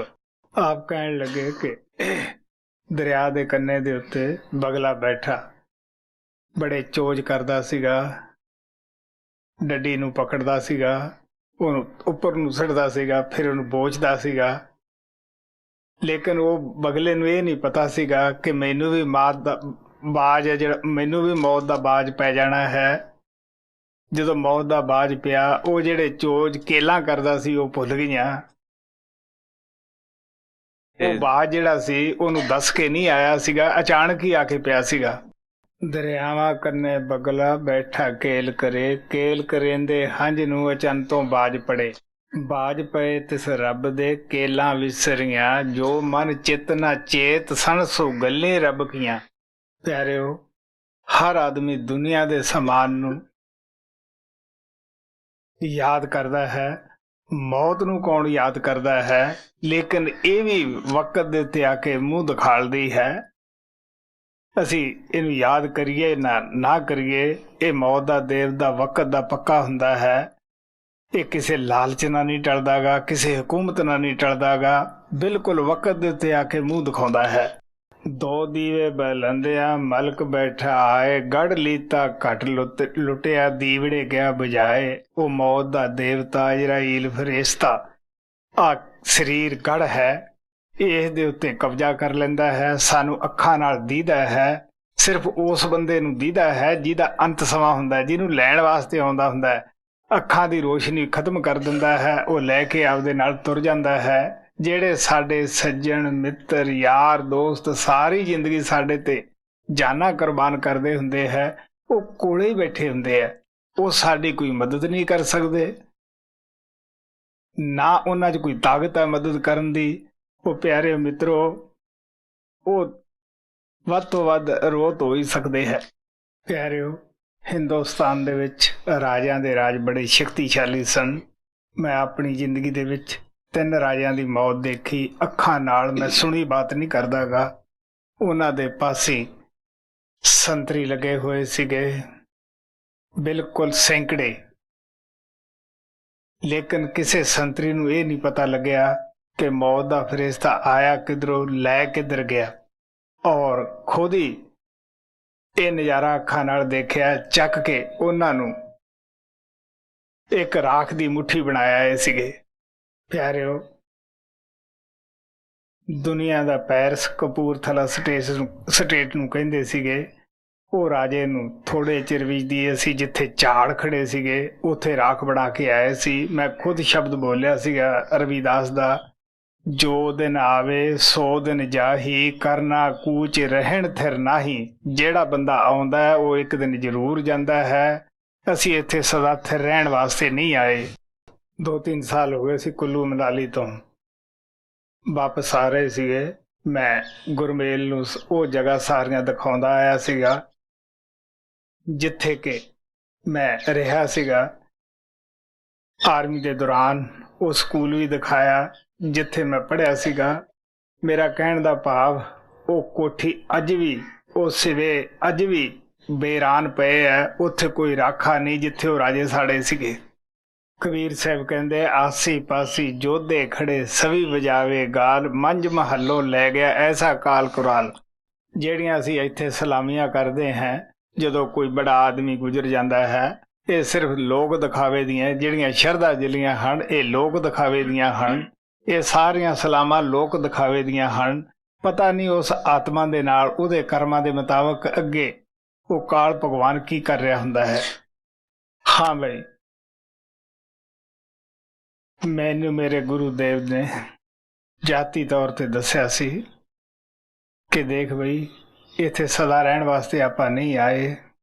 ਜੋ ਵਕਤ ਬੀਤ ਗਿਆ ਹੱਥ ਨਹੀਂ ਆਏਗਾ। ਤੁਸੀਂ ਭਜਨ 'ਚ ਵੀ ਪੜ੍ਹਦੇ ਹੋ, ਬੀਤਿਆ ਵੇਲਾ ਹੱਥ ਨਾ ਆਵੇ, ਅਜੈਬ ਨੂੰ ਕਿਰਪਾਲ ਸਮਝਾਵੇ।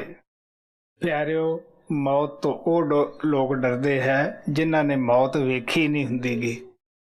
ਉਹਨਾਂ ਜਦੋਂ ਮੌਤ ਦੇਖੀ ਨਹੀਂ ਗੀ, ਉਹ ਡਰਦੇ ਹੈ। ਜੇ ਕੋਈ ਉਹਨਾਂ ਕੋਲ ਮੌਤ ਦਾ ਨਾਂ ਲੈ ਜਾਂਦਾ ਹੈ, ਉਹ ਘਬਰਾਉਂਦੇ ਹੈ ਕਿ ਨਾ ਮੇਰੇ ਕੋਲੇ ਨਾ ਲੈ, ਕਿਸੇ ਹੋਰ ਕੋਲੇ ਨਾ ਲੈ ਜਾ ਕੇ। ਸੰਤ ਮਰਦੇ ਨਹੀਂ, ਉਹ ਆਪਦੇ ਘਰ ਜਾਂਦੇ ਹੈ। ਸਰੀਰ ਜਿਹੜਾ ਹੈ ਇਹ ਜੰਮਦਾ ਵੀ ਹੈ, ਮਰਦਾ ਵੀ ਹੈ, ਲੇਕਿਨ ਜਿਹੜੀ ਉਹਨਾਂ ਦੇ ਅੰਦਰ ਤਾਕਤ ਕੰਮ ਕਰਦੀ ਹੈ ਉਹ ਨਾ ਜੰਮਦੀ ਹੈ, ਨਾ ਮਰਦੀ ਹੈ, ਨਾ ਆਉਂਦੀ ਹੈ, ਨਾ ਜਾਂਦੀ ਹੈ। ਹਾਂ ਬਈ, ਕੀ ਤੁਸੀਂ ਸਮਝਦੇ ਹੋ ਕਿ ਪਰਮਾਤਮਾ ਕਿਰਪਾਲ ਜਾਂ ਸਾਵਣ ਉਹ ਮਰ ਗਏ ਹੈ? ਨਹੀਂ, ਉਹ ਅੱਜ ਵੀ ਜੀਂਦੇ ਹੈ। ਇਹ ਜਨਮ ਤੋਂ ਪਹਿਲਾਂ ਵੀ ਜੀਂਦੇ ਸਨ, ਅੱਗੇ ਨੂੰ ਵੀ ਉਹਨਾਂ ਨੇ ਜੀਂਦੇ ਰਹਿਣਾ ਹੈ। ਉਹ ਤਾਂ ਹਜ਼ਾਰਾਂ ਜ਼ਿੰਦਗੀਆਂ, ਲੱਖਾਂ ਜ਼ਿੰਦਗੀਆਂ ਨੂੰ, ਦੁਨੀਆ ਨੂੰ ਜ਼ਿੰਦਗੀ ਬਖਸ਼ਦੇ ਹੈ।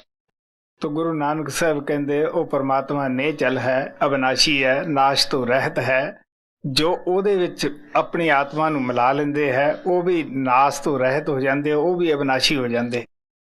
ਹਾਂ ਬਈ, ਜੋ ਵੀ ਸੰਤ ਸੰਸਾਰ ਦੇ ਵਿੱਚ ਆਉਂਦਾ ਹੈ ਸਭ ਸਾਨੂੰ ਸੁੱਤੀਆਂ ਆਤਮਾ ਨੂੰ ਜਗਾਉਂਦਾ ਹੈ ਕਿ ਵੀ ਜਾਗੋ, ਤੁਸੀਂ ਆਪਦੇ ਕੰਮ ਨੂੰ ਪਹਿਲ ਦਿਓ। ਸਾਡਾ ਕੰਮ ਕੀ ਹੈ? ਭਜਨ ਸਿਮਰਨ। ਅਸੀਂ ਮੋਹ ਦੀ ਮਿੱਠੀ ਨੀਂਦ ਸੁੱਤੇ ਹੋਏ ਹਾਂ। ਉਹ ਸਾਨੂੰ ਕਹਿੰਦੇ ਆ ਕਿ ਤੁਸੀਂ ਮੁਸਾਫਿਰ ਹੋ, ਇਹ ਦੁਨੀਆ 'ਚ ਸਦਾ ਰਹਿਣ ਵਾਸਤੇ ਨਹੀਂ ਆਏ, ਤੁਹਾਨੂੰ ਇੱਕ ਮੌਕਾ ਦਿੱਤਾ ਹੋਇਆ ਹੈ। ਪਿਆਰਿਓ, ਮੈਂ ਹੋਰ ਵੀ ਤੁਹਾਨੂੰ ਬਹੁਤ ਸਾਰੇ ਸੰਤਾਂ ਦੀਆਂ ਮਿਸਾਲਾਂ ਦੇ ਸਕਦਾ ਹਾਂ। ਹਰ ਸੰਤ ਨੇ ਮੌਤ ਦਾ ਜ਼ਿਕਰ ਕੀਤਾ ਹੈ, ਇਹ ਵੀ ਜ਼ਿਕਰ ਕੀਤਾ ਹੈ ਕਿ ਉਹ ਪਤਾ ਨਹੀਂ ਮੌਤ ਦੀ ਘੰਟੀ ਕਦ ਵੱਜ ਜਾਏ, ਕਿੱਥੇ ਵੱਜ ਜਾਵੇ। ਹਾਂ, ਹੁਣ ਰਿਹਾ ਜੋ ਲੋਕ ਭਵਿੱਖਬਾਣੀਆਂ ਕਰਦੇ ਹੈ, ਸਭ ਤੋਂ ਪਹਿਲਾਂ ਤਾਂ ਮੈਂ ਉਹਨਾਂ ਦਾ ਧੰਨਵਾਦੀ ਹਾਂ ਜਿਨ੍ਹਾਂ ਨੇ ਮੇਰੀ ਨਾਲ ਹਮਦਰਦੀ ਦਿਖਾਈ, ਜਿਨ੍ਹਾਂ ਨੇ ਮੇਰੀ ਸਿਹਤ ਦੀ ਚਿੰਤਾ ਕਰੀ ਹੈ। ਲੇਕਿਨ ਪਿਆਰੇ ਬੱਚਿਓ, ਐਸੀ ਬਾਤ ਬੱਚੇ ਵੀ ਕਰਨ ਲੱਗੇ ਸੋਚਦੇ ਹੁੰਦੇ ਹੈ ਕਿ ਉਹ ਸਦਾ ਥਿਰ ਰਹਿ ਜਾਣਗੇ ਜਿਹੜੇ ਮੇਰੀ ਚਿੰਤਾ ਕਰਦੇ ਆ ਜਾਣ ਦੀ। ਮੌਤ ਨੇ ਝਪਟਾ ਉਹਨਾਂ ਨੂੰ ਵੀ ਮਾਰਨਾ, ਉਹਨਾਂ ਨੂੰ ਇਹ ਨਹੀਂ ਪਤਾ ਕਿ ਅਸੀਂ ਸੰਤ ਤੋਂ ਪਹਿਲਾਂ ਜਾਣਾ ਜਾਂ ਮਗਰੋਂ ਜਾਣਾ ਹੈ। ਪਿਆਰੇ ਬੱਚਿਓ, ਸਤਸੰਗੀ ਆਪਦਾ ਬੋਝਾ ਹੀ ਚੱਕ ਲੈ ਤਾਂ ਬਹੁਤ ਹੁੰਦਾ ਹੈ। ਜਿਹੜੇ ਲੋਕ ਇਹ ਕਹਿੰਦੇ ਅਸੀਂ ਸੰਤ ਦਾ ਬੋਝਾ ਚੱਕ ਸਕਦੇ ਹਾਂ, ਉਹ ਭੁੱਲ ਵਿੱਚ ਹੈ।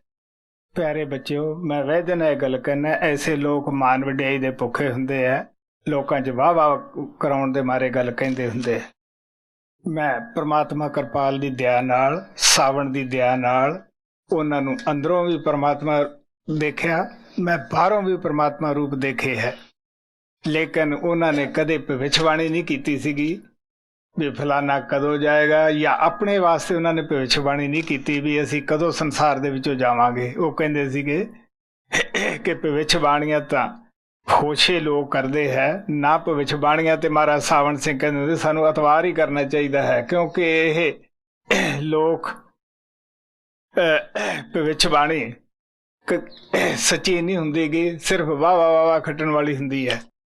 ਮਹਾਰਾਜ ਕਿਰਪਾਲ ਨੇ ਕਈ ਮੁਲਕਾਂ ਦੇ ਵਿੱਚ ਉਹਨਾਂ ਨੇ ਸਤਸੰਗ ਦਿੱਤੇ ਸੀ, ਜਿਵੇਂ ਕਿ ਮੈਨੂੰ ਗਾਣਾ ਦਾ ਪਤਾ ਹੈ, ਲੇਕਿਨ ਉਹ ਉੱਥੇ ਨਹੀਂ ਗਏ, ਵਿੱਚੇ ਟੂਰ ਛੱਡੇ ਆਏ ਸੀ। ਲੇਕਿਨ ਇਹ ਭਵਿੱਖਬਾਣੀ ਨਹੀਂ ਕੀਤੀ ਵੀ ਮੈਂ ਸੰਸਾਰ ਛੱਡਣ ਲੱਗਿਆ ਹਾਂ। ਹਾਂ, ਮੈਂ ਬਹੁਤ ਦਫਾ ਸਤਸੰਗ ਵਿੱਚ ਦੱਸਿਆ ਹੁੰਦਾ ਹੈ, ਸੰਤ ਜੋ ਵੀ ਪ੍ਰਮਾਤਮਾ ਦੀ ਤਰਫੋਂ ਦੁੱਖ ਸੁੱਖ ਆਉਂਦਾ ਉਹਦੇ ਵਿੱਚ ਕਿੰਤੂ ਨਹੀਂ ਕਰਦੇ ਹੁੰਦੇ ਗੇ। ਮੈਂ ਦੱਸਦਾ ਨਾ, ਭਾਵੇਂ ਇੱਥੋਂ ਉੱਠ ਕੇ ਉੱਥੇ ਐਕਸੀਡੈਂਟ ਹੋਣਾ ਹੈ, ਉਹਦੇ ਵਿੱਚ ਭਾਵੇਂ ਉਹਨਾਂ ਦਾ ਕਿੰਨਾ ਨੁਕਸਾਨ, ਜਾਨ ਵੀ ਕਿਉਂ ਨਾ ਚਲੀ ਜਾਵੇ, ਨਾ ਤਾਂ ਉਸ ਵਕਤ ਨੂੰ ਟਾਲਣ, ਨਾ ਉਹਦੀ ਉਹ ਭਵਿੱਖਬਾਣੀ ਕਰਨ, ਨਾ ਉਹਨੂੰ ਬੁਰਾ ਹੀ ਮਨਾਉਣ। ਉਹ ਮਾਲਕ ਦਾ ਭਾਣਾ ਮੰਨਦੇ ਹੈ ਔਰ ਸਾਨੂੰ ਮੰਨਣ ਵਾਸਤੇ ਉਹ ਪ੍ਰੇਰਦੇ ਹੈ, ਦ੍ਰਿੜ ਵਿਸ਼ਵਾਸ ਦਿਵਾਉਂਦੇ ਹੈ ਕਿ ਗੁਰੂ ਪਰਮਾਤਮਾ ਦਾ ਭਾਣਾ ਮੰਨਦਾ ਹੈ, ਸਾਨੂੰ ਗੁਰੂ ਦਾ ਭਾਣਾ ਮੰਨਣਾ ਚਾਹੀਦਾ ਹੈ। ਪਿਆਰਿਓ, ਅਗਰ ਜੇ ਗੁਰੂ ਐਸੀ ਭਵਿੱਖਬਾਣੀ ਕਰ ਦੇਣ ਜਾਂ ਐਸੇ ਇਸ਼ਾਰੇ ਕਰ ਦੇਣ, ਤੁਸੀਂ ਦੇਖ ਲਓ ਬਹੁਤ ਸਾਰੇ ਪ੍ਰੇਮੀ ਅੰਦਰ ਵੀ ਜਾਂਦੇ ਹੈ ਜਿਨ੍ਹਾਂ ਨੂੰ ਅਟੁੱਟ ਪਿਆਰ ਬਖਸ਼ਿਆ ਹੁੰਦਾ ਹੈ ਕਿ ਉਹ ਜਿਉਂਦੇ ਰਹਿ ਜਾਣਗੇ,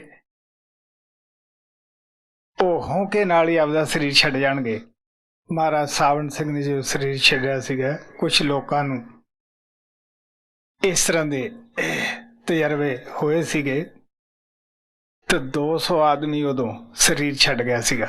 ਕੋਈ ਦਰਿਆ 'ਚ ਛਾਲ ਮਾਰ ਗਿਆ ਸੀਗਾ, ਕੋਈ ਕੂਏ 'ਚ ਗਿਰ ਗਿਆ ਸੀਗਾ। ਮਹਾਰਾਜ ਕਿਰਪਾਲ ਨੇ ਕਿਸੇ ਨੂੰ ਪਤਾ ਹੀ ਨਹੀਂ ਲੱਗਣ ਦਿੱਤਾ ਕਿ ਮੈਂ ਕਦ ਜਾਣਾ ਹੈ। ਹਾਲਾਂਕਿ ਜਿਹੜੀ ਉਹਨਾਂ ਦਾ ਖਾਣਾ ਤਾਈ ਜੀ ਬਣਾ ਰਹੀ ਸੀਗੀ, ਉਹਨੂੰ ਵੀ ਇਹ ਭੁਲੇਖਾ ਨਹੀਂ, ਉਹਨੂੰ ਵੀ ਭੁਲੇਖਾ ਰਿਹਾ ਵੀ ਹੁਣ ਬਿਲਕੁਲ ਤੰਦਰੁਸਤ ਹੈ। ਪਿਆਰਿਓ, ਸੰਗਤ ਦੇ ਵਿੱਚ ਸਾਰੇ ਗਿੱਦੜ ਨਹੀਂ ਹੁੰਦੇ, ਸੂਰਮੇ ਵੀ ਹੁੰਦੇ ਆ। ਸੰਗਤ ਦੇ ਵਿੱਚ ਸਾਰੇ ਪ੍ਰੇਮੀ ਨਹੀਂ ਵੀ ਅੱਖਾਂ ਬੰਦ ਕੀਤੀਆਂ ਤੇ ਉਹ ਵੀ ਹਨੇਰਾ ਹੀ ਦੇਖਦੇ ਆ, ਜਾਂ ਐਸੇ ਨਹੀਂ ਕਿ ਇੱਥੇ ਆਏ ਟੂਰ ਦੇ ਵਿੱਚ ਉਹ ਖਾਲੀ ਮੁੜ ਜਾਂਦੇ ਆ। ਨਹੀਂ ਪਿਆਰੇ ਬੱਚਿਓ, ਤੁਹਾਡੀ ਸੰਗਤ ਦੇ ਵਿੱਚ ਐਸੇ ਵੀ ਪ੍ਰੇਮੀ ਹੈ ਕਿ ਜਿਹੜੇ ਅੰਦਰ ਜਾਂਦੇ ਹੈ, ਜਿਹੜੇ ਗੁਰੂ ਨਾਲ ਮਿਲਾਪ ਕਰਦੇ ਹੈ। ਲੇਕਿਨ ਐਸੇ ਲੋਕ ਭਵਿੱਖਬਾਣੀਆਂ ਨਹੀਂ ਕਰਦੇਗੇ। ਸੱਚ ਤਾਂ ਐਸੇ ਲੋਕਾਂ ਨੂੰ ਤੁਸੀਂ ਪਰਖ ਵੀ ਨਹੀਂ ਸਕੋਗੇ। ਉਹਨਾਂ ਦੇ ਅੰਦਰ ਨਿਮਰਤਾ ਕਮਾਲ ਦੀ ਹੈ। ਤੁਸੀਂ ਉਹਨਾਂ ਨੂੰ ਪਛਾਣ ਨਹੀਂ ਸਕੋਗੇ ਵੀ ਵਾਕਿਆ ਹੀ ਇਹ ਅੰਦਰ ਗੁਰੂ ਨੂੰ ਪ੍ਰਗਟ ਕਰਦਾ ਹੈ। ਪਿਆਰੇ ਬੱਚਿਓ, ਮੈਂ ਜਿਸ ਨੂੰ ਨਾਮ ਦਿੰਦਾ ਹੈ ਉਸ ਨੂੰ ਪਰਮਾਤਮਾ ਕਿਰਪਾਲ ਦੀ ਝੋਲੀ 'ਚ ਪਾਉਣਾ ਹੈ। ਮੇਰਾ ਭਾਰ ਉਹ ਪਰਮਾਤਮਾ ਕਿਰਪਾਲ ਸਾਵਣ ਹੀ ਚੱਕ ਸਕਦੇ ਹੈ। ਕੋਈ ਇਹੋ ਜਿਹਾ ਬੰਦਾ ਨਹੀਂਗਾ ਜਿਹੜਾ ਮੇਰਾ ਭਾਰ ਚੱਕੇ। ਹਾਂ, ਜੇ ਤੁਸੀਂ ਜ਼ਿਆਦਾ ਭਜਨ ਕਰੋਗੇ ਉਹਦੇ ਨਾਲ ਮੈਨੂੰ ਕਰਮ ਘੱਟ ਚੱਕਣੇ ਪੈਣਗੇ, ਮੇਰੀ ਸਿਹਤ ਜ਼ਰੂਰ ਚੰਗੀ ਰਹੂਗੀ। ਸੋ ਪਿਆਰਿਓ, ਸਾਵਣ ਨੂੰ ਪੁੱਛਿਆ ਗਿਆ ਸੀ ਆਖਰੀ ਟਾਈਮ 'ਚ ਕਿ ਤੁਹਾਡੀ ਜਨਮ ਪੱਤਰੀ 'ਚ ਲਿਖਿਆ 100 ਸਾਲ ਦੀ ਉਮਰ, ਤੁਸੀਂ ਹੁਣੇ ਹੀ ਤਿਆਰੀਆਂ ਕਰੀ ਬੈਠੇ ਹੋ। ਮਹਾਰਾਜ ਨੇ ਕਿਹਾ ਸੀਗਾ ਜੇ ਮੈਨੂੰ ਟਿਕ ਕੇ ਕੰਮ ਕਰਨ ਦੇਵੋਗੇ ਮੈਂ 100 ਸਾਲ ਪੂਰਾ ਕਰ ਜਾਊਂਗਾ। ਜੇ ਐਸੇ ਬੁਰੇ ਪੱਤਰ ਨਹੀਂ ਲਿਖੋਗੇ ਜਿਨ੍ਹਾਂ ਦੇ ਵਿੱਚ ਦੁਨਿਆਵੀ ਗੱਲਾਂ ਹੀ ਹਨ, ਜਿੰਨਾ ਭਜਨ ਜ਼ਿਆਦਾ ਕਰੋਗੇ ਉਹਨਾਂ ਮੈਂ ਤੁਹਾਡੇ ਕੋਲ ਜ਼ਿਆਦਾ ਟਾਈਮ ਲਾਊਂਗਾ। ਉਹ 10 ਸਾਲ ਪਹਿਲਾਂ ਲੰਘ ਗਏ ਸੀਗੇ। ਇਹੀ ਹਾਲਤ ਪਰਮਾਤਮਾ ਕਿਰਪਾਲ ਸੰਗਤ ਨੂੰ ਚਿਤਾਉਂਦੇ ਰਹੇ ਵੀ ਭਜਨ ਕਰੋ, ਭਜਨ ਕਰੋ। ਉਹਨਾਂ ਚਿਰ ਤੁਸੀਂ ਤਨ ਨੂੰ ਖੁਰਾਕ ਨਾ ਦਿਓ ਜਿੰਨਾ ਇੱਕ ਆਤਮਾ ਨੂੰ ਖੁਰਾਕ ਨਾ ਦੇ ਲਓ। ਉਹ ਵੀ 14 ਸਾਲ ਪਿਆਰੇ ਬੱਚੇ ਚਲੇ ਗਏ ਪਹਿਲਾਂ। ਵੈਸੇ ਮੈਂ ਸਵਾਲ ਕਰਨ ਵਾਲੇ ਦਾ ਧੰਨਵਾਦੀ ਹੈ। ਅੱਛਾ ਕੀਤਾ ਪੁੱਛ ਲਿਆ, ਕਿਉਂਕਿ ਕਿਸੇ ਸੰਤ ਨੇ ਨਹੀਂ ਕਿਹਾ ਵੀ ਇਹ ਦੁਨੀਆ ਵਿੱਚ ਸਦਾ ਰਹਿਣਾ ਹੈ। ਸਭ ਸੰਤ ਇਹੀ ਕਹਿੰਦੇ ਆਏ ਹੈ ਕਿ ਭਰੀ ਦੁਨੀਆ ਇੱਕ ਦਿਨ ਅਸੀਂ ਛੱਡਣੀ ਹੈ, ਪਤਾ ਨਹੀਂ ਕਿਸ ਵੇਲੇ ਸਾਨੂੰ ਬੁਲਾਵਾ ਪੈ ਜੇ। ਸੁਥਰਾ ਇੱਕ ਲਾ ਤੜਕ ਫਕੀਰ ਹੋਇਆ ਹੈ ਜੋ ਗੁਰੂ ਹਰਗੋਬਿੰਦ ਦੇ ਵਕਤ ਤੋਂ ਲੈ ਕੇ ਗੁਰੂ ਗੋਬਿੰਦ ਤੱਕ ਰਿਹਾ ਹੈ। ਬੜੀ ਉਹ ਕਮਾਈ ਵਾਲਾ ਸੀਗਾ, ਪਰਮ ਗਤੀ ਨੂੰ ਪ੍ਰਾਪਤ ਸੀਗਾ। ਉਹਦੀ ਹਾਸ ਰਸ ਦੀਆਂ ਕਾਫੀ ਕਵਿਤਾ ਸਾਨੂੰ ਮਿਲਦੀਆਂ ਹਨ। ਉਹ ਇੱਕ ਦਫਾ ਇੱਕ ਧਰਮਸ਼ਾਲਾ ਦੇ ਵਿੱਚ ਰੁਕਿਆ। ਉੱਥੇ ਕੋਈ ਜੋੜਾ ਆਇਆ ਸ਼ਾਦੀ ਕਰਾ ਕੇ। ਜੈਸੇ ਕਿ ਸਾਡਾ ਦੁਨੀਆਦਾਰੀ ਦਾ ਰਿਵਾਜ ਹੁੰਦਾ ਹੈ, ਅਸੀਂ ਮਿੱਥੇ ਜਗ੍ਹਾ ਦੇ ਉੱਤੇ ਜਾ ਕੇ ਮੱਥਾ ਟੇਕਦੇ ਹਾਂ। ਕੋਈ ਮਠਿਆਈ, ਕੁਛ ਰੁਪਏ ਵੀ ਮੱਥਾ ਟੇਕਦੇ ਹਾਂ। ਉਹ ਵੀ ਜੋੜੇ ਨੇ ਆ ਕੇ 2 ਰੁਪਏ ਮੱਥਾ ਟੇਕੇ, ਮਠਿਆਈ ਦਿੱਤੀ।